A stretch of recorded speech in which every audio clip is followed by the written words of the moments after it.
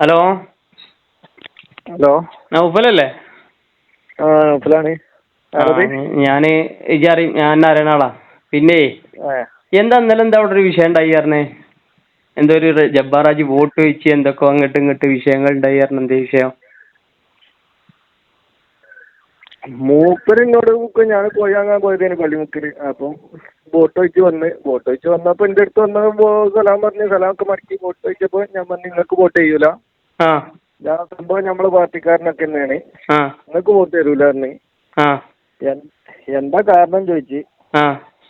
ഞാനൊരു സമസ്തക്കാരനാണ്, നിങ്ങൾ പണ്ട് പ്രസംഗിച്ച ആ ആശയം നമ്മൾക്ക് മനസ്സിൽ ഉൾക്കൊള്ളാൻ കഴിയൂല, അതൊക്കെ തന്നെയാണ് കാരണം പറഞ്ഞു. അപ്പൊ അതാണ് പ്രശ്നം ചോദിച്ചു.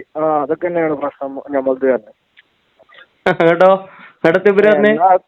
എന്നാ അതുള്ളു പ്രശ്നം ചോദിച്ചു. അതൊക്കെ തന്നെ ഉള്ളു പ്രശ്നം, അല്ലാത്ത പ്രശ്നമൊന്നും ഇല്ലല്ലോ എനിക്ക് ചോദിച്ചു.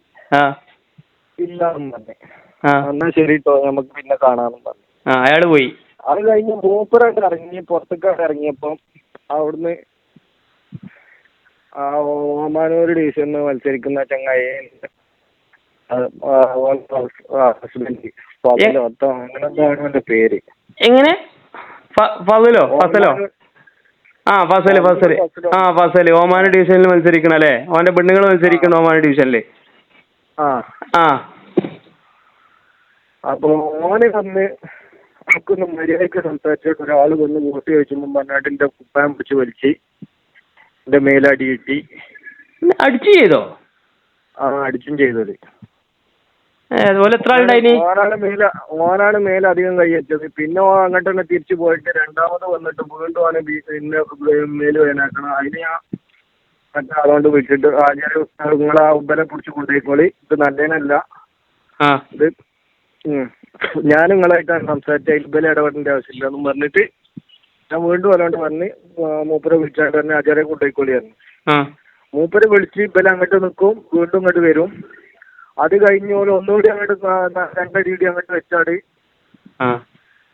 ഈ ഫതിലും അവന്റെ പേര് എനിക്ക് കറക്റ്റ് അറിയില്ല, ഓനും ഷെഫീഖും പാടെ വന്ന് ഷെഫീഖിന്റെ മുഖത്തില് കണ്ണടക്കം അടിച്ച് തീർപ്പിച്ച് എന്റെ കണ്ണുമുറ അടക്കി അടിച്ചു പോയിട്ട് ആൾക്കാരെന്നും പറഞ്ഞിട്ട് പോക്കാട് പോയി.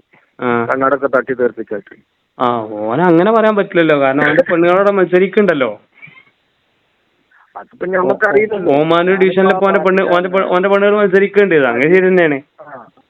സജീവായിട്ട് KMCCന്റെ മറ്റു കാര്യങ്ങളൊക്കെ ആയിട്ട് ഞാൻ അവിടെ ഖത്തറിലൊക്കെ ഇതായി നടക്കുന്ന ഒരു വ്യക്തി കൂടിയാണ്. പണ്ട് ഇരിക്കാൻ ആക്റ്റീവായിട്ട് ഉണ്ടാകുന്ന ആളാണ്. അപ്പൊ ഞാനും തന്നെ ഒരു ലീഗാരൻ ഞാൻ KMCC മെമ്പറാണ്, സജീവമായിട്ട് പ്രവർത്തിക്കുന്ന ഒരു മനുഷ്യനാണ്, ചിന്ന തല്ലാൻ കുടിച്ചാനും തരാൻ നിൽക്കണ്ട, ഞാൻ ആശയം കൊണ്ടാണ് ഞാൻ പറഞ്ഞത് എന്നും പറഞ്ഞിട്ട് ഞാൻ വിട്ട്. ഞാൻ എന്റെ സമസ്ത ആശയം വെച്ചിട്ടാണ് പറഞ്ഞത്, അല്ല രാഷ്ട്രീയം വെച്ചിട്ടല്ല. എന്റെ ഒരു സമസ്ത ആശയം വെച്ചിട്ട് ഞാൻ പോന്നത് തന്നെ. ഞാനിപ്പോ 28-ാം തീയതിക്ക് ടിക്കറ്റ് എടുത്തോണ്ട് പോന്നത് തന്നെ തഹിയൻ ഫണ്ട് ഒന്ന് ഉഷാറാക്കി എത്തിക്കാനുള്ള ലെവലിലൊക്കെ ഫണ്ടുകളും കാര്യങ്ങളൊക്കെ കളക്ട് ചെയ്ത് ആ കാര്യങ്ങളൊക്കെ കഴിഞ്ഞുകൊണ്ടിരിക്കുന്ന വ്യക്തിയാണ് ഞാൻ. ഇന്ന കാര്യത്തിൽ ലക്ഷ്യമല്ല എന്റെ മുന്നിൽ. എന്റെ മുന്നിൽ നമ്മുടെ സമ്മേളനമാണ്, സമസ്തന്റെ പരിപാടികളാണ് നമ്മളെ മുന്നിൽ. അപ്പൊ സ്വാഭാവികമായിട്ട് മൂപ്പര് ചോദിച്ചു വന്നപ്പോ നമ്മള് ആദർശത്തിലുള്ള സംസാരിച്ച് ഉന്താൻ തള്ളാനൊന്നും പാടില്ല. അതൊക്കെ ചെറ്റത്തര പരിപാടിയാണ് ചെയ്തത്. ആ ജാതി പണിയൊന്നും നിലക്ക് ഏത് സ്ഥാനാർത്ഥി വന്നാലും എന്റെ കാര്യങ്ങൾ എനിക്ക് പറയാം, എന്റെ കാര്യങ്ങൾ എനിക്ക് പറയാം. ഇന്നിവിടെ മേത്തേച്ചൊക്കെ എന്നാ ഒരെണ്ണം മതിലെന്നാല്. അതിവിടെ CPM മറ്റൊന്നുമില്ല. ഏത് സ്ഥാനാർത്ഥിയാണെങ്കിലും അവനാന്റെ കാര്യങ്ങൾ എന്റെ കാര്യം എനിക്ക് പറയാം, ഓലെ കാര്യം ഇങ്ങോട്ട് പറയാം. ജജൂലെങ്കിൽ ജജൂലാറിന് ഒരു ഓലെ പണി നോക്കി പോകാലോ. അതെ, അത് പറഞ്ഞാൽ മതി. ആരാണ് അങ്ങനെയൊക്കെ സംസാരിക്കാനെന്ന് കേൾക്കുന്നത്? ഞമ്മക്ക് സ്വാതന്ത്ര്യമല്ലേ സംസാരത്തിന്. പിന്നെ ഇപ്പൊ എന്താ ചെയ്യേണ്ടതെന്നുള്ള പണിയൊക്കെ എനിക്കറിയാം. പക്ഷെ ഞാനും ആ പാർട്ടിക്കാരനായി പോയി. അതിന്റെ ബാക്കിൽ ഇറങ്ങിയിട്ടുണ്ടെങ്കിൽ ഇപ്പൊ മറ്റേ ഏയും വേറെല്ലാം ഉണ്ടേ. ആ ആപ്പിൽ ചോദിച്ചാൽ മതി ഇത് എങ്ങനെയൊക്കെയാണ് ഇതിന്റെ കേസും കാര്യങ്ങളും പോയിട്ട്. അതെന്താ അതെന്താ ജി സംഗതി അതൊക്കെ ശരി തന്നെയാണ്. ഓല് നമ്മള് പാർട്ടിക്കാരനാണ്, ഓലെ പാർട്ടിക്കാരനാണ്. ആ ബോധം ഓൽക്ക് മാണം ആദ്യം. അതെ അതെ, നമ്മൾ പറയുന്ന ആശയം കൊണ്ടുള്ള കാര്യമാണെന്നില്ല മനസ്സിലാണം. ആയിക്കോട്ടെ. അല്ല ഞാൻ എന്റെ വിഷയം അറിയാൻ വേണ്ടിയാട്ടെ വിളിച്ചാ. ആയിക്കോട്ടെ, ഇതൊക്കെയാണ് സംഭവം. ആയിക്കോട്ടെ എന്നാല് ഞാൻ വിളിച്ചാ ഇൻഷാ അല്ലാ. എൻ്റെ പൊന്നു മക്കളെ, ഇതെന്താ UP ആണോ? യോഗി ഭരിക്കുന്ന UP ആണത്. അവിടുത്തെ കഥ അല്ല ഈ പറയണത്, കൊണ്ടോട്ടിയുടെ കഥയാണ് ഈ പറയണത്. ആലോചിച്ച് നോക്കി നിങ്ങൾ. ഒരാൾ വോട്ട് ചോദിച്ച് വരുമ്പോഴുള്ള അക്രമം പരാക്രമമാണിത്. ഇത് കേട്ടത് ശരിയാണെങ്കിൽ. അപ്പോൾ ഇയാളെ പോലത്തെ ആൾക്ക് ജയിച്ചാൽ എന്തായിരിക്കും അവസ്ഥ? ഒരാളെ ജയിപ്പിക്കലോ തോൽപ്പിക്കലോ അല്ല നമ്മുടെ ദൗത്യം. പക്ഷേ ഈ തരത്തിലുള്ള തെണ്ടിത്തരവും പരാക്രമവും ചെയ്യുന്ന ആളുകളെ പിന്നെ നമ്മൾ എന്താണ് പറയേണ്ടത്? എന്താണ് ഇയാളുടെയൊക്കെ ഒരു അഹങ്കാരം? സുപ്രഭാതത്തിനെതിരെ പരസ്യമായിട്ട് പ്രസംഗിച്ച്, കളവ് പ്രസംഗിച്ച്, പിന്നെ അത് തിരുത്തേണ്ടി വന്ന് വീണ്ടും പ്രസംഗിച്ച് പരസ്യമായിട്ട് സുപ്രഭാതത്തിനെതിരെ ക്യാമ്പയിൻ ചെയ്ത ഇയാൾ അടപടലം അത് മൂഞ്ചുകയും ചെയ്തു. എന്നിട്ടിപ്പോൾ മത്സരിക്കാൻ കുപ്പായമിട്ട് ഇറങ്ങിയപ്പോൾ വോട്ട് ചോദിച്ചൊരു സമസ്ത പ്രവർത്തകൻ അവൻ്റെ നയം വ്യക്തമാക്കി. ഒരു പൗരൻ്റെ അവകാശമല്ല അത്. ഇവിടെ BJP വന്നു എൻ്റെ വീട്ടിൽ. ഞാൻ പറഞ്ഞു നിങ്ങൾക്ക് ഞാൻ വോട്ട് ചെയ്യൂല, ചായ വെള്ളം വേണമെങ്കിൽ കയറി കുടിച്ചിട്ട് പോയിക്കോളിയായിരുന്നു. വോട്ട് ഞാൻ നിങ്ങൾക്ക് ചെയ്യൂല എന്ന് ഞാൻ തീർത്തു പറഞ്ഞിട്ടുണ്ട്. ഇതുപോലെ ഓരോ പൗരനും അത് പറഞ്ഞിട്ട് ആ BJPക്കാർ പോലും എന്നെ കയ്യേറ്റം ചെയ്യാൻ വന്നില്ല കേട്ടോ. അവർ ചിരിച്ചുകൊണ്ട് പോയി. കാരണം അവർക്കറിയാം നമ്മൾ വോട്ട് ചെയ്യില്ല. ഇത് പറയാൻ ഒരു പൗരന് സ്വാതന്ത്ര്യമില്ലേ? ആലോചിച്ച് നോക്കി നിങ്ങൾ. ആണത്വത്തോടെ നോക്കി പറയണത്. അല്ലാതെ നിങ്ങൾക്കും വോട്ട് ചെയ്യും, മറ്റാളൊരു നിങ്ങൾക്കും വോട്ട് ചെയ്യും, ഇങ്ങനെ പറഞ്ഞ് പറ്റിക്കുന്നതിനെക്കാട്ടും നല്ലത് ആണത്വത്തോടു കൂടെ നിങ്ങളുടെ നിലപാട് ശരിയല്ല, അതുകൊണ്ട് നിങ്ങൾക്ക് വോട്ട് തരൂല എന്ന് ചിരിച്ചുകൊണ്ട് തന്നെ പറയണം. അതാണ് നിലപാട്. ജയിക്കുക തോക്കുക അത് വേറെ കാര്യം, അത് ജനങ്ങൾ തീരുമാനിക്കുന്ന കാര്യമാണ്. നമ്മളെ നിലപാട് നമുക്ക് പറയാലോ. ഇത് പറഞ്ഞു എന്ന് കരുതിയിട്ട് ഒരാളെ കയ്യേറ്റം ചെയ്യാൻ ശ്രമിക്കേ. എവിടുത്തെ ന്യായാധിപത വെള്ളരിക്ക പട്ടണോ? അവിടെ ആൺകുട്ടികളൊന്നുമില്ലേ? അടി കൊണ്ടിട്ട് വീട്ടിൽ പോയിരിക്കുക ഞങ്ങൾ. നല്ല കഥ.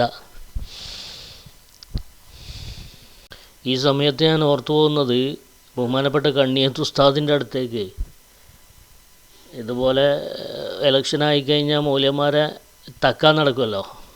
എന്താണ് മറ്റേ ബഷീറിൻ്റെ ഭാഷ? തക്കാനോ തൊക്കാനോ? ഈ മൗലന്മാരെങ്ങനെ തക്കി കൊണ്ടുപോകണ ആ പരിപാടി. അതിനു വേണ്ടിയിട്ടിപ്പോൾ പിന്നെ ഖലീൽ തങ്ങളടുത്തും പോകും, അതുപോലെ ജിഫ്രി തങ്ങളടുത്തും പോകും, പിന്നെ കാന്തപുരം ഉസ്താനത്തും പോകും, അങ്ങനെ എല്ലായിടത്തും പോകും. തിരഞ്ഞെടുപ്പ് ആയാൽ ഇവരൊക്കെ വേണം. വേറെ ആരെങ്കിലും തക്കണതാണ് പറ്റാത്തത്. അങ്ങനെ എല്ലായിടത്തും ഇങ്ങനെ കയറി ഇറങ്ങി വോട്ട് തണ്ടുമ്പോൾ മുന്നേ ചെയ്തു വെച്ച പ്രവർത്തനങ്ങളൊക്കെ എന്താണ് തിരിച്ചടിയാകുമോ, ജനങ്ങൾ ആ രൂപത്തിൽ പ്രതികരിക്കുമോ, ഏത് രൂപത്തിലാണ് ജനങ്ങൾ പ്രതികരിക്കുക എന്നുള്ളതൊക്കെ ഒരു ബോധം മനസ്സിലുണ്ടാവുമല്ലോ. അപ്പോൾ ആ രൂപത്തിൽ ഒരു സഹിഷ്ണുതയോടെ കാര്യങ്ങളൊക്കെ കൈകാര്യം ചെയ്യാനല്ല ഒരു സ്ഥാനാർത്ഥി ശ്രമിക്കേണ്ടത്. അവിടെ പോലും അക്രമമാണെങ്കിൽ ഇയാൾക്ക് ജയിച്ചു കയറി എന്തായിരിക്കും സ്ഥിതി? ആ ഏരിയ മൊത്തം അയാൾ UP ആക്കൂലേ? അപ്പോൾ കണ്ണിയത്ത് ഉസ്താദിൻ്റെ അടുത്തേക്ക് ഒരാളല്ല പല കൂട്ടർ എന്തായി വോട്ട് ചോദിച്ചു വന്നു. ആദ്യം വോട്ട് ചോദിച്ചു വന്ന ആളോട് കണ്ണിയത്ത് ഉസ്താദ് പറഞ്ഞാൽ ശരി വോട്ട് ചെയ്യാം എന്നൊക്കെ പറഞ്ഞ് കണ്ണിയത്ത് ഉസ്താദ് വിട്ടു. രണ്ടാമത്തെ പാർട്ടിക്കാരും കണ്ണിയത്ത് ഉസ്താദത്ത് പിന്നെ പിറ്റേന്ന് വന്നു. അപ്പോൾ കണ്ണിയത്ത് ഉസ്താദ് പറഞ്ഞു, ഇന്നലെ ഒരു ടീം ഇവിടെ വന്നിരുന്നു, ഓലോട് ഞങ്ങൾക്ക് വോട്ട് ചെയ്യാമെന്നാണ് പറഞ്ഞിട്ട്. ഓലോട് ഞാൻ പറഞ്ഞ് വാക്ക് കൊടുത്തിട്ടുണ്ട് നിങ്ങൾക്ക് വോട്ട് ചെയ്യാമെന്ന്. അങ്ങോട്ട് ഇപ്പോൾ 2 വോട്ട് ചെയ്യാൻ പറ്റില്ലല്ലോ, അപ്പോൾ നിങ്ങൾക്ക് അതുകൊണ്ട് വോട്ട് ചെയ്യാൻ പറ്റില്ല അറിഞ്ഞ്. അവരത് കേട്ട് സന്തോഷത്തോടെ ചിരിച്ചുകൊണ്ട് അവർ ഇറങ്ങിപ്പോയി ദുആ ചെയ്യാനൊക്കെ പറഞ്ഞിട്ട്. അതാ കാലഘട്ടത്തിൽ. ഇതുപോലെ നമ്മുടെ നിലപാട് ആരോടും പറയാം. അത് ഒരു പൗരൻ്റെ അവകാശമാണ് വോട്ട് എന്നുള്ളത്. നിർബന്ധിപ്പിച്ച് ചെയ്യിപ്പിക്കുക, അടിച്ച് ചെയ്യിപ്പിക്കുക, അല്ലെങ്കിൽ വേറെ ഏതെങ്കിലും മുറകൾ സ്വീകരിക്കുക, ഇതൊക്കെ എവിടെയാണ് നമ്മൾ ജീവിക്കണത്? ഏത് രാജ്യത്താണ് ജീവിക്കണത്? കേരളത്തിലല്ലേ ഇത്? മലപ്പുറം ജില്ലയല്ലേ? ഇത്രയും അന്തം കെട്ട ജനങ്ങൾ ഇപ്പോഴും ഉണ്ടോ? അപ്പോൾ ഈ കേട്ട വാർത്ത ശരിയാണെങ്കിൽ പ്രിയപ്പെട്ടവരെ, ഇത്തരം മാടമ്പിമാരെ കരുതിയിരിക്കണമെന്നാണ് പറയാനുള്ളത്. ഒരുപക്ഷെ അവർ ജയിക്കും, ഒരുപക്ഷെ തോൽക്കും, സ്വാഭാവികമാണ്. സ്ഥാനാർത്ഥികൾ ഒരാൾ ജയിക്കണമല്ലോ. ജനപിന്തുണ ഉള്ള ആളുകളാണ് ജയിക്കുക. ആരെങ്കിലും ഇവർക്ക് ജനപിന്തുണ കൊടുത്താൽ അതൊരു വ്യക്തിയുടെ ക്വാളിറ്റി കൊണ്ട് മാത്രമാവണം എന്നില്ല ഒരു സ്ഥാനാർത്ഥി ജയിക്കുന്നത്. ചിലപ്പോൾ അവിടുത്തെ സ്വാത്വികരായ നല്ല മനുഷ്യന്മാർ ആ പാർട്ടിക്ക് വേണ്ടിയിട്ട് എന്തെങ്കിലും ചെയ്തു വെച്ചിട്ടുണ്ടെങ്കിൽ അയാൾ ജയിക്കും. അതിൻ്റെ പ്രതിനിധി എന്ന നിലയ്ക്ക് ചിലപ്പോൾ ജയിക്കാൻ സാധ്യതയുണ്ട്. എന്നാൽ ഒരു വ്യക്തിയുടെ ദൂഷ്യം കൊണ്ട് തോക്കാനും സാധ്യതയുണ്ട്. ഇത് രണ്ടിനും സാധ്യതയുണ്ട്. പക്ഷേ അതൊന്നുമല്ല ഇവിടുത്തെ പ്രശ്നം. ഒരാളെ തോൽപ്പിക്കലോ ജയിപ്പിക്കലോ ഒന്നും നമ്മുടെ ദൗത്യമല്ല. അതിനു വേണ്ടിയിട്ട് നമ്മൾ ഇറങ്ങിയിട്ടുമില്ല, നമ്മൾ ഇറങ്ങാറുമില്ല. അത് നമ്മുടെ നിലപാടുമല്ല. പക്ഷേ സമസ്ത കേരള ജമിയത്തുൽ ഉലമനെ തോണ്ടി കളിച്ചാൽ, തൊട്ട് കളിച്ചാൽ, അത് ഏത് രൂപത്തിലും വ്യക്തിപരമായിട്ട് ഞാൻ പറയാണ്, എൻ്റെ നിലപാട് ഏത് രൂപത്തിലാണെങ്കിൽ വോട്ട് കൊണ്ടാണെങ്കിൽ വോട്ട് കൊണ്ട്, അല്ലാത്ത നിലക്കാണ് അല്ലാത്ത നിലക്ക് അതിന് പ്രത്യുത്തരം കൊടുക്കുക എന്നുള്ളത് ഓരോ സമസ്ത പ്രവർത്തകൻ്റെയും ബാധ്യതയാണ്. അപ്പോൾ ഇത്തരം ആളുകളൊക്കെ എന്താണ് ചെയ്യേണ്ടത് എന്ന് ഓരോ പ്രദേശവാസികളും കണ്ടറിയാം. ഇത്രയേ പറയാനുള്ളൂ. അസ്സലാമു അലൈക്കും വറഹ്മത്തുള്ളാഹി.